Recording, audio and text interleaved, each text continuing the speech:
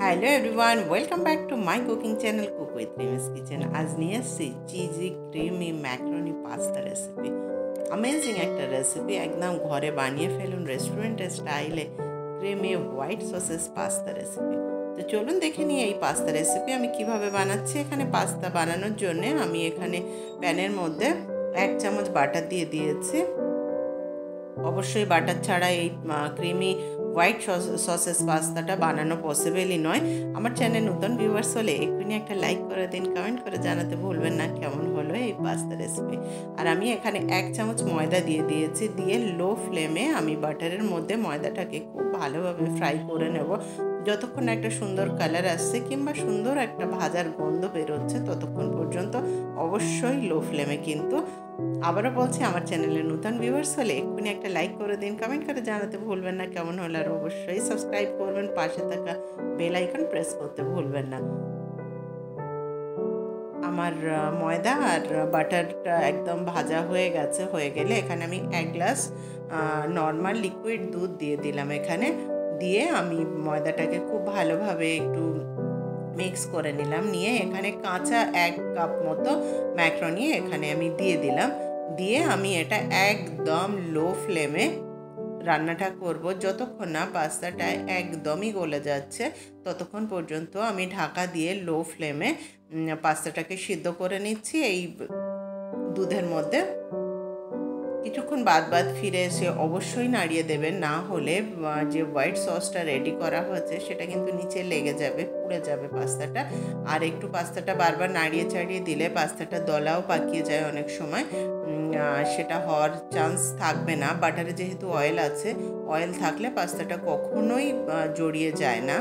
আমরা পাস্তা সিদ্ধ করার সময় যেমন 1-2 ড্রপ অয়েল দিয়ে নিই, এক্ষেত্রে তো বাটার আছে, সেটার প্রয়োজন নেই। আর পাস্তাটা মোটামুটি গলে গেছে, আমি দেখিয়ে দিচ্ছি গলে গেছে কিনা। বারবার এইভাবে খুলে খুলে একটু হালকা হাতে নাড়িয়ে চাড়িয়ে নেবেন, না হলে সসটা কিন্তু নিচে লেগে পুড়ে যাবে, বারবার বলছি, এবং পুরো পাস্তাটা গন্ধ হয়ে যাবে, একদমই ভালো লাগবে না।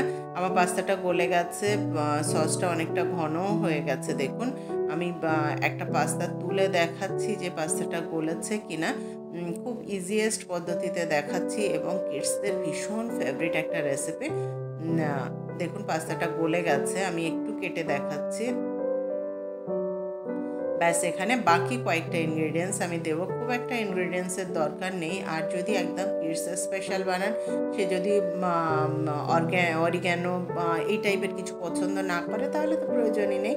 আমি একটা চিজ কিউব নিয়েছি, নিয়ে আমি পুরো কিউবটা এখানে দিয়ে দিচ্ছি। আমার কিন্তু এখানে 1 বাটি পাস্তা আছে, তার জন্য আমি একটা কিউব চিজ এখানে ব্যবহার করছি। ঠিক অতটাই যথেষ্ট কিন্তু একটা 1 বাটি পাস্তার জন্যে। আমি কিউবটাকে এইভাবে গ্রেট করে দিয়ে দিয়েছি, দিয়ে হালকা হাতে একটু নাড়িয়ে নিচ্ছি। নিয়ে আমি এখানে একটু লবণ আর গোলমরিচ দিয়ে দিচ্ছি, আর চিলি ফ্লেক্স আর অরিগ্যানো সেটাও আছে, আমি সেটাও দিয়ে দেবো। দেখুন এই ধরনের আমি পাউচগুলো কিনে রাখি অরিগ্যানো আর চিলি ফ্লেক্সের। আমার যতটা প্রয়োজন আমি ঠিক ততটাই ব্যবহার করবো। আন্দাজ মতো লবণ দিয়ে দিলাম। যদি কেউ বাচ্চা একটু মিষ্টি মিষ্টি খেতে চায় তাহলে 2-4 দানা চিনিও দিয়ে দিতে পারেন। আমি এখানে একটু গোলমরিচ, একটু অরিগ্যানো দিয়ে দিলাম। দিয়ে আমি হালকা হাতে আবারও একটু নাড়িয়ে চাড়িয়ে নিচ্ছি।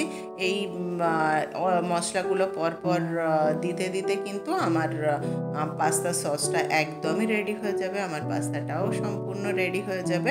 আমি এবারে ঢাকা দিয়ে কয়েক মিনিট, আর কি হাফ মিনিট কি 1 মিনিট মতো একটু আবার রাখলাম, যাতে অরিগ্যানো, গোলমরিচ, লবণ সবের একটা সুন্দর গন্ধ এবং পুরো পাস্তার মধ্যে যেন এর টেস্টটা চলে যায়। তার জন্যে আমার পাস্তাটা একদমই রেডি হয়ে গেছে। আমি তুলে দেখিয়ে দিচ্ছি কতটা ক্রিমি, কতটা অ্যামেজিং পাস্তা হচ্ছে। দেখুন, আর কিন্তু আমি এটাকে রান্না করব না, কারণ ঘন হয়ে যাবে, সেক্ষেত্রে কিন্তু আর ক্রিমি ব্যাপারটা থাকবে না।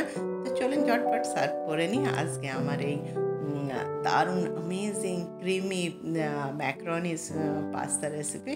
তো কেমন হলো অবশ্যই আমাকে জানাবেন। আর অরিগ্যানো উপর থেকে আমি একটু দিয়ে দেবো, গন্ধটা দারুণ লাগে।